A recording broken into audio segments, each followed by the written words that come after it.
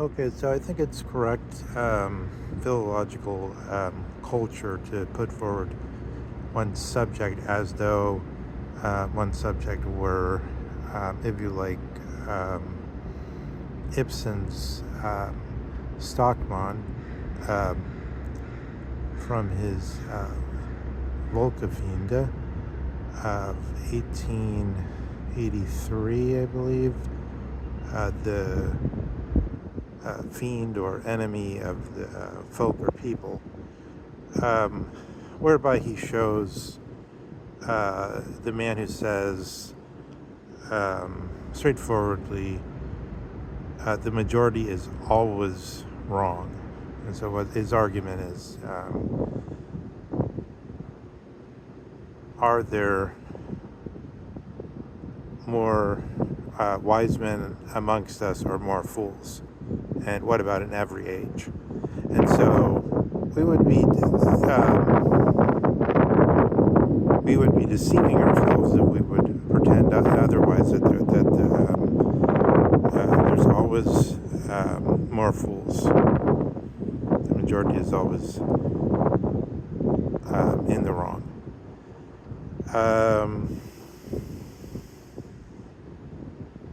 I mean, whether that could ever be changed is a similar question as to whether the poor are always in the majority could be changed.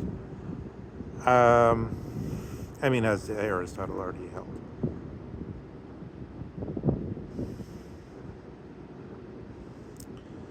So we have to put. What does this mean that we have to put whoever we're studying? So we're going to look at something in Nietzsche, in the sort of light them as this most vigorous outpost, or sorry, most vigorous standard bearer, or I think I called it fighters at the outposts, I think is the phrase Ibsen uses, for these figures that would be close to the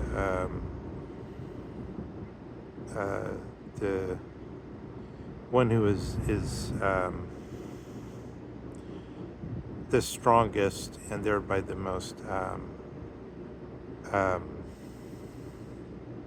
standing alone and the strongest, rather than absorbed in the majority of the fools.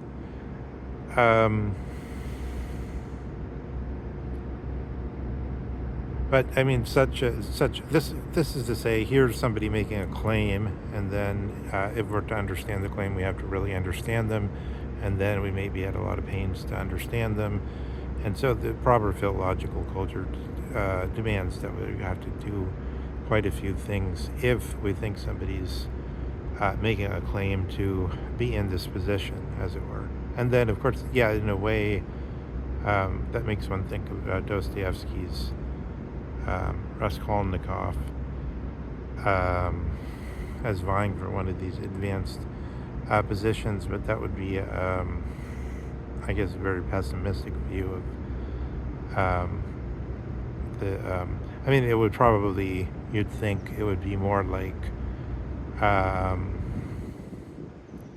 people like Kristen Stewart or other people who are in the Aragnes, as it were, sort of living out the so-called fighting outposts.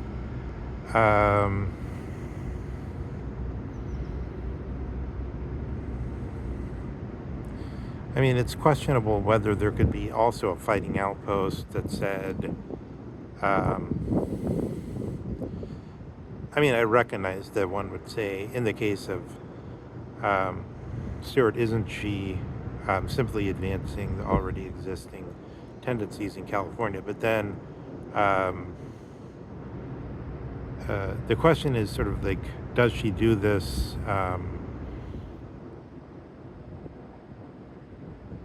nonetheless from that solitary Aragnes position?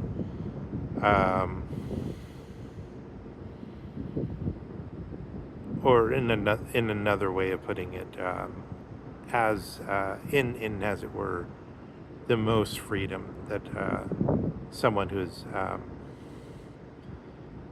um, actively one of these fighters that the outposts can have. Um, but let's just look at an argument of Nietzsche's understanding that in one sense what's at stake is this Socratic position, or the position of Stockman, who says Socrates or Plato or Stockman would say the majority is always fools and it is always wrong. And therefore there shouldn't be a vote, therefore we shouldn't be this whole it's not just that we have to invoke the 25th Amendment on Trump, but it's that we have to invoke it on the whole uh, social uh, life of the Americans, the whole um, pattern of life amongst Americans, or the culture. Okay, let's look at an argument in Nietzsche concerning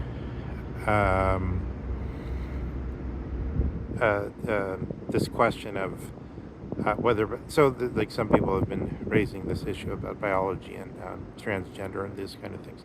But let's look at an argument whether fantastical or powerful or both. It's difficult to say.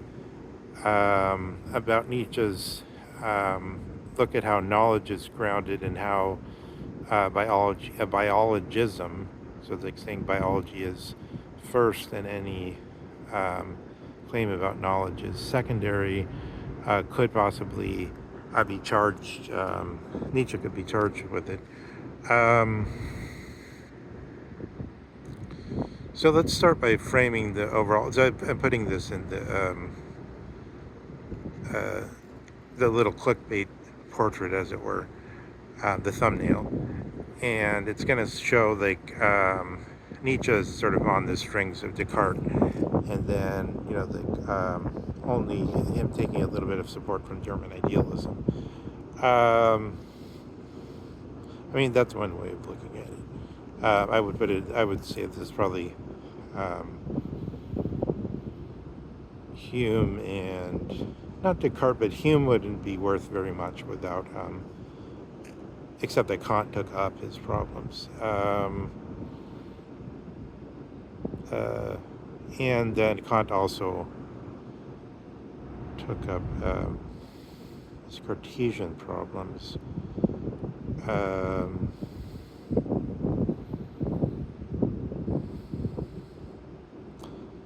And I don't think the relation to Rousseau is maybe only that, Rousseau is at this funny moment just before evolution becomes a dominant form of placement that the advanced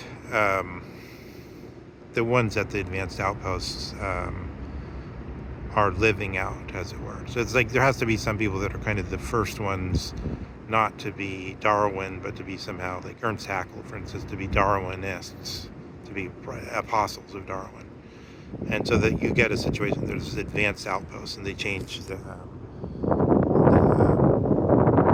social fabric of the country.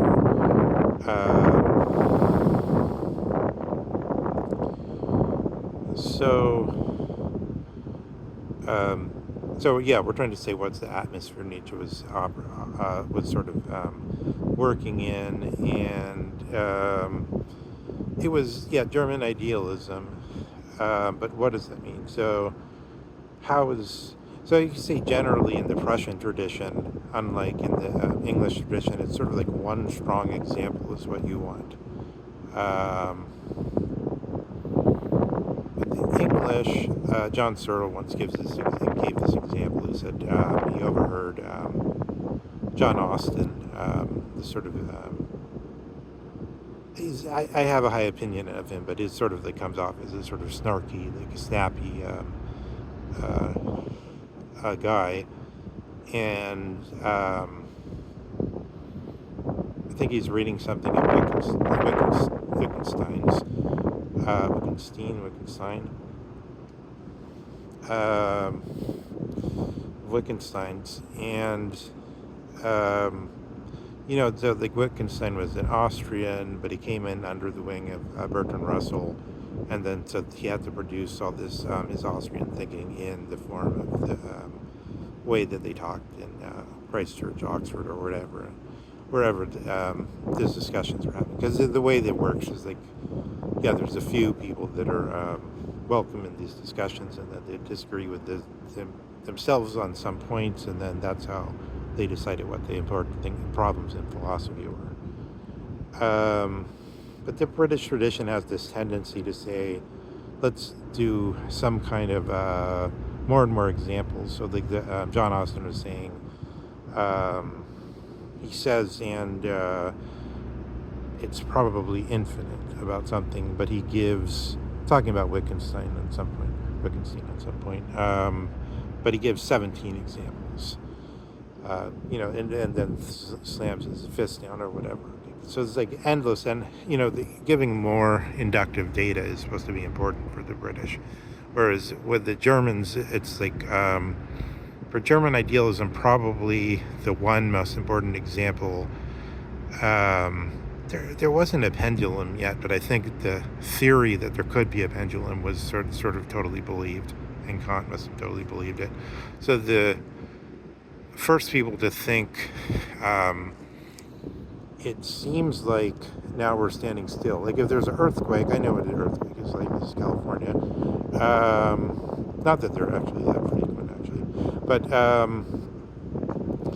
nonetheless, if there's an earthquake, then the earth would be moving. But right now it's standing still, right? That's what we mean by standing still. But when the earth is, speeding around its axis and moving through intergalactic space in some sense, like this galaxy is moving relative to other galaxies and so on. This invites a question into the principle of our knowledge, and what is it based? So if you then search back into the organism, the physical organism, into the level of biology, it seems like we're dealing with, there must be lots of things that are impossible for us as physical organisms that are nonetheless true. So let's look at it in Nietzsche's sort of saying, and so Nietzsche's trying to look into the basis of knowledge, and so even though he talks about life, and as though he's talking about biology, and he's talking about Darwin, so like for instance he says, if this principle of becoming is true, and I think it is, it's a deadly truth. But at the same time, Nietzsche, since we're now, truth and knowledge go together. There can't be knowledge that isn't true. That's a nonsensical thing. So knowledge means already something true. So by looking into knowledge and then coming out with the notion that there is no truth, it doesn't just mean that can't just be dispelled by saying, oh, it's a formal contradiction or something, because the very question of, like, so what's a contradiction? It's like, how do we know that it seems to appeal back to the one thinking something. So like it's a contradiction that right now we're moving in many ways at great rates, and that right now we're standing still.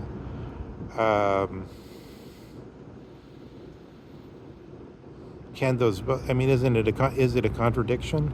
What does it mean? And then, and then Aristotle would try to say, oh, well, then you have to make some distinctions. But how often can we make distinctions which are so contrary, which are voluminous, which are sort of ginormously contrary to common sense? How often do we have to make these fixes until we realize something's wrong even in the whole approach?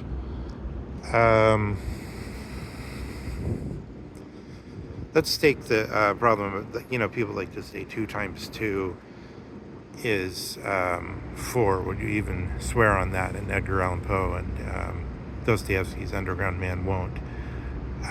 Sometimes 2 times 2. 2 plus 2 is 5, is charming too, I think the Underground Man says.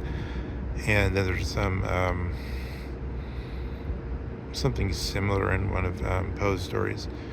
Um,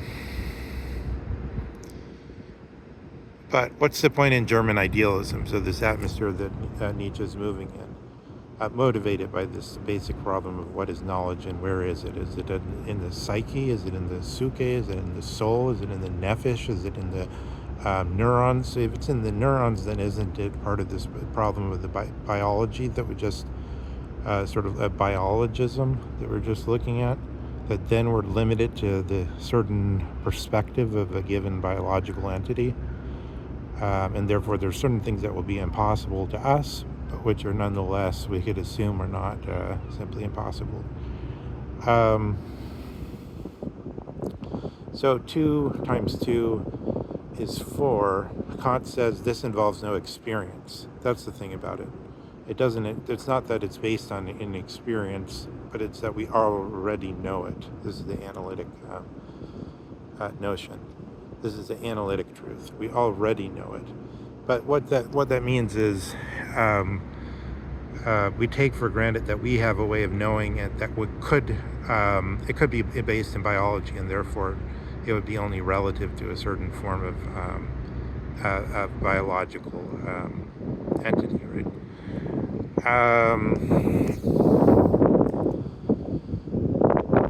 Yeah, so that's how he understands proofs such as mathematical proofs, but it also, in a transformed way,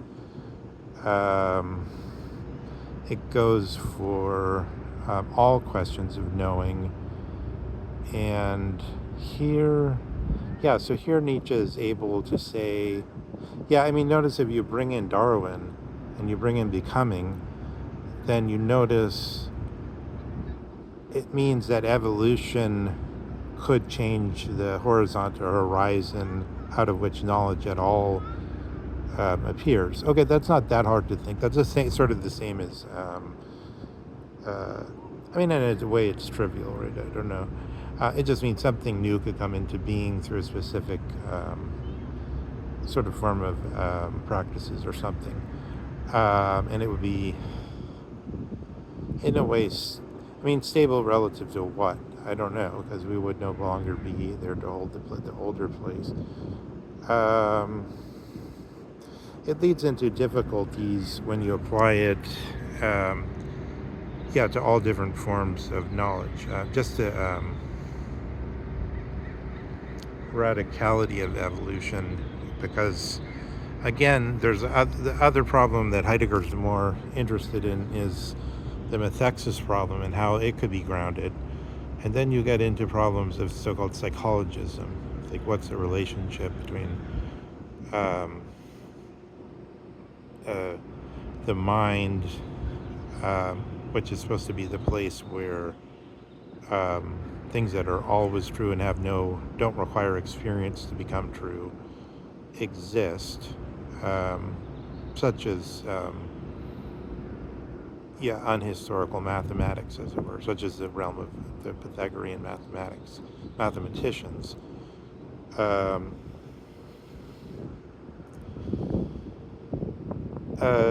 You'll get a lot of problems there. There was some other examples I wanted to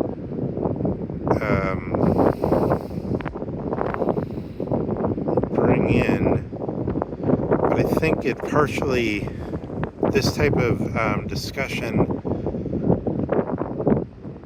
it opens that issue in the Volksfiende of Ibsen, in that I think it's interesting there, the way he brings it almost close to our own time by comparison to, it's basically the same thing that happened to Socrates reimagined, but in the 19th century. In a Norwegian town somewhere. But I think one thing that's interesting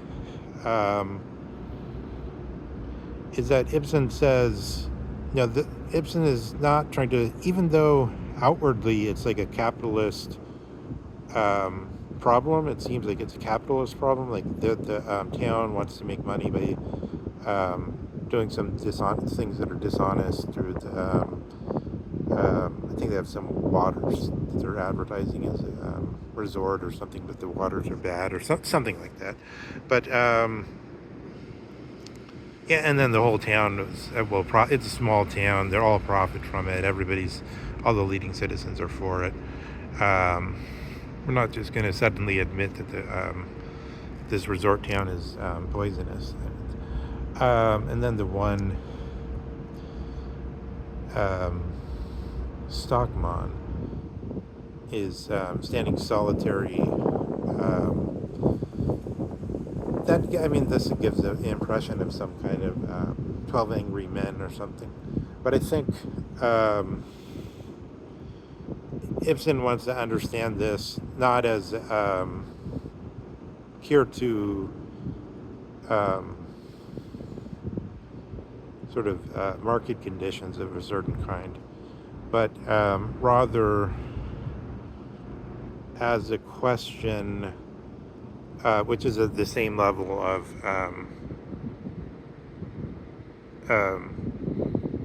Socrates' questioning, whereby he's looking into these basic issues such as the problem of whether knowledge at all is based in a biological organism, and what that would mean, in such a way that he's talking about things that are at some odds with common sense. And so then there's this question, are there going to be these people, like Vance, for instance, who are going to be the fighters at the outposts?